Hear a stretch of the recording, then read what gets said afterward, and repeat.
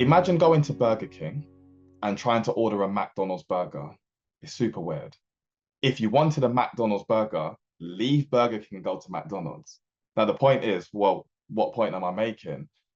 Burger King will give you the options of all the burgers that you can choose. And if there's one for you, great, buy it. You can get different sizes, small, medium, large, so on and so forth. You're in choice. If what the customer wants is not what you offer in any way, shape, or form, like Burger King selling a McDonald's burger, then you've got to be okay with, hey, look, I think the shop down the road do that. You'd be better. Like that's still serving. That's still being a great business owner where you're not trying to missell or mislead. You're like, hey, look, this is what we do. Here's your options. Which one do you want? Which one do you like? Which one would suit you best? Da, da, da. If one of those work, great. If it doesn't work for whatever reason, that is okay. They're free to go and buy something else from somewhere else. Equally, though, going back to the options thing, this is why it's important to give people the power of choice because then it feels like they're in control. But if you think about that example, Burger King set the menu in the first place, which means you can only choose what they put out, right? But we still feel like we're in control because we're choosing even with the limited choices that there are, okay?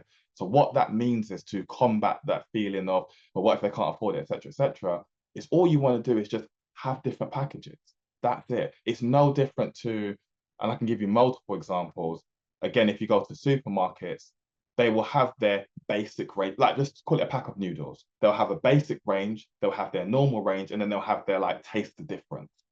It's the same pack of noodles, but priced accordingly so that the customer can choose which one they want. Simple as that. If you go to a car dealership, it's the same thing. We call it specification. You can get the base model, the mid-tier model, or the high spec. You're still in choice. That's the key. The key is don't panic and worry about affordability and things. Just create choices, and therefore the customer chooses what they want. If you go to a restaurant and you see champagne, cava, and prosecco, ultimately they are all sparkling wine. But one customer might choose to cash out and spend £100 on a champagne bottle. Another customer might choose to spend £20 on a prosecco bottle. It doesn't matter. Let them choose, and you can never lose. Oh, I like that. Let them choose, and you can never lose. Just made that up. I like that. Write it down, write it down. So with that, because I wholeheartedly agree, and then I think that I feel like it's contradictory advice, but it's not, and I know it's not, but I can see how it could come across as contradictory. That when you are, maybe you're a relatively small business, so maybe you're not even hitting that 50K mark yet, Sure, sure.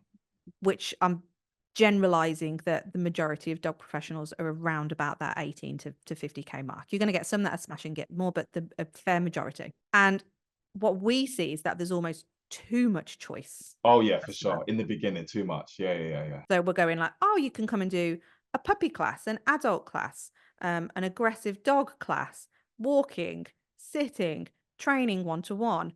But you could do training one-to-one for puppy, training one-to-one for adult, and it gets segmented into all of these different things. So I can see how somebody listening could potentially go, oh, well, that's why we have all of this stuff then, so that the customer's in choice. But for the stage of business you're at, it's, well, actually a bit less is a bit better. Absolutely, yeah. And I'm glad you've made that point so we can make the distinction. It depends on the business level, and I'll give an example. In the early stages, or like you said, like sub 50K, less is best or less is more, right? As the business is growing, expanding, you're getting a bigger audience, that's a great time to offer multiple products or services, but not in the beginning. So case in point, when Coca-Cola, the biggest beverage company in the world, started, they had one drink and one flavor. That was it, the original glass bottle, done. Eventually, it then became the Diet Cokes, the Coke Zero, Vanilla Coke, Cherry Coke, Lemon Coke, so on and so forth.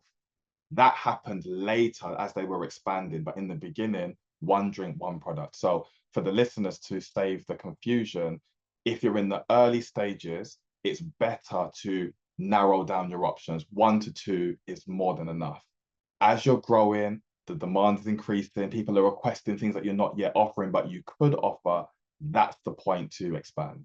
So in that Coca-Cola example, it's the reason why they own the brands Fanta and Sprite. Why? Because there might be people who, like myself, funny enough, who don't mind the fizzy drink, but don't like the taste of Coca-Cola. So what does that mean? I'm in the market for a fizzy drink, but I'm not in the market for that taste. Oh, let's create Sprite, which is effectively lemonade.